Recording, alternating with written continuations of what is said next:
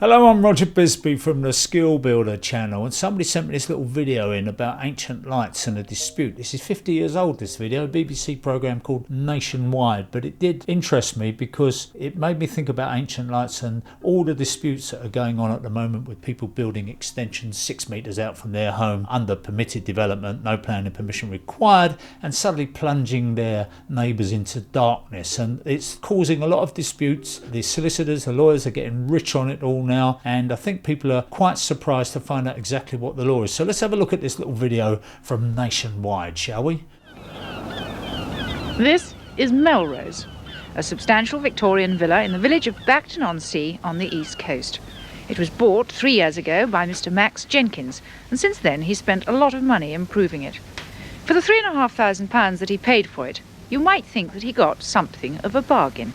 But there's one big snag. He can't look out of his window. The view that Mr. Jenkins should have of the sea is totally obscured by these boards just 3 feet from his window. And it's not only the ground floor window either, for at the top of the telegraph poles are more boards which block the light and the view from the upstairs window. And if you're wondering why on earth Mr. Jenkins doesn't remove the boards, well, the answer is that he can't, because they're not on his property. In fact, they're on land belonging to his next-door neighbour. And if you think that his next-door neighbour has every right to protect her privacy, well, of course she has.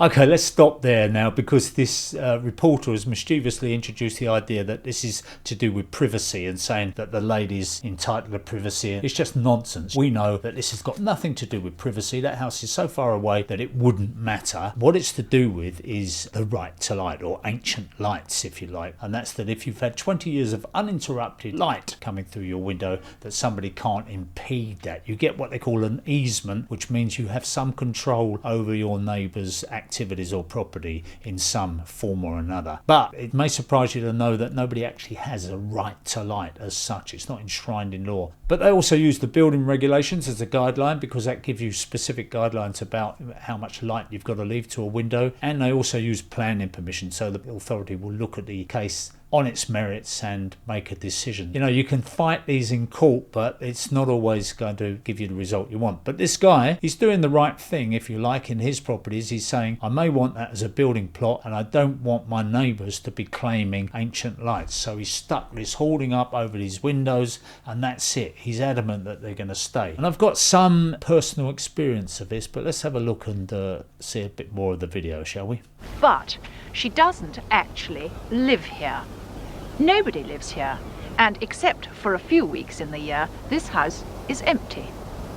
The owner of the boards restricting Mr. Jenkins' view is Miss Day, who lives 20 miles away in Norwich, where she enjoys unrestricted views from her windows of her neighbours in Cecil Road. It seems that you're in the most extraordinary predicament here with these boards up outside your windows. How did you ever come to buy the house without realising it? And I thought they were just a windbreak, you know, to keep the east winds off the windows. And I thought to myself, well, once they get installed, I'll pull them down and that'll be that, you know.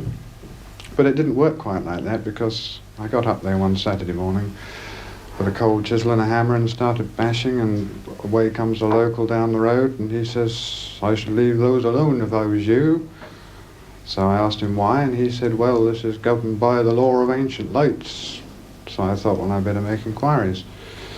So I went to see the owner of the property, who happened to be there at the time, and she said, oh, no, you can't touch those. My father put them there in 1915, and there they're going to stay. So when I asked her why, she sort of waffled on about the law of ancient lights, but didn't seem to really know what it was all about. Considering that Miss Day doesn't even live here, surely with a little persuasion she would allow you to take these boards down, wouldn't she? Oh, no, she was most adamant, absolutely adamant about it, both to me and to Ralph Howell, the MP. Definitely must not come down in her lifetime.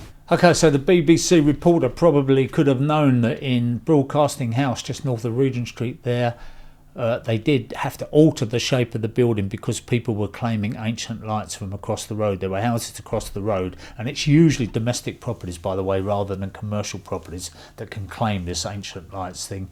And they were saying, look, we need this uninterrupted view So the BBC altered the shape of the building. They had to rake it back at that point so that people could look up at roughly a 45-degree angle and see some sky. But in this case, this guy is stopping the person from looking out of those windows to anything but a hoarding. It's a bit unnecessary for him to keep that hoarding there all those years. So my experience of this is that my wife was at home in our first house with the kids, and suddenly the room was plunged into darkness, and she saw these two guys next door putting up fence panels across our windows. They put some posts in the ground, and about a foot away from our windows were these fence panels which took all the daylight away. She phoned me up and I went hot-footing round there and spoke to the neighbour.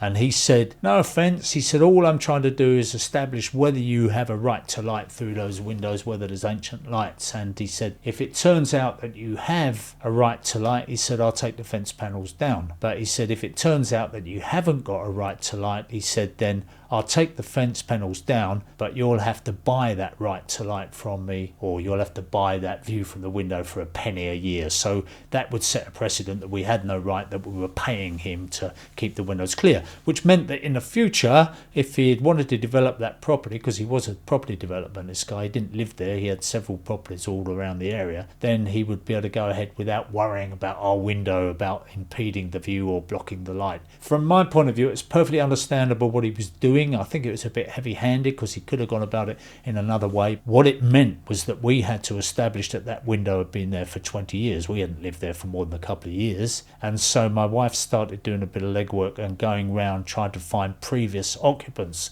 of the building. And she did actually manage to track somebody down that lived there over 20 years ago and remembered the windows and was willing to sign a statement. So this was an old guy, and she went away and typed out a statement ready to take it back to him to get signed. And the guy's wife answered the door and she said, oh, I'm sorry dear, I'm afraid he died last night. So there again we were thwarted. She felt terrible. He was dead, and that was what we thought might be our last chance of getting this resolved. But she went back to check in, to finding people that lived there before and all the rest of it. Quite difficult actually.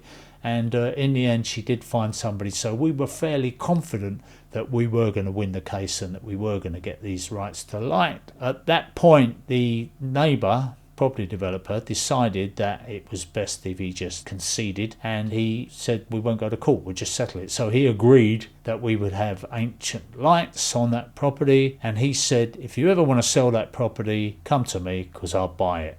And my wife said, over my dead body. And I said, well, hang on a minute, let's not get too emotional here, because this guy's a cash buyer. He's willing to pay us maybe over what anybody else offers. We'd be fools not to sell it to him. So when it came to it and we found our next house to buy, it was a real blessing that we had this cash buyer in the wings ready to go. So it all worked out for us in the end, but it may not work out that well for you. Don't forget that you can have this. If somebody wants to block your light off, there is this thing of being able to pay for it and keep it open, at least in the time that you're at the property.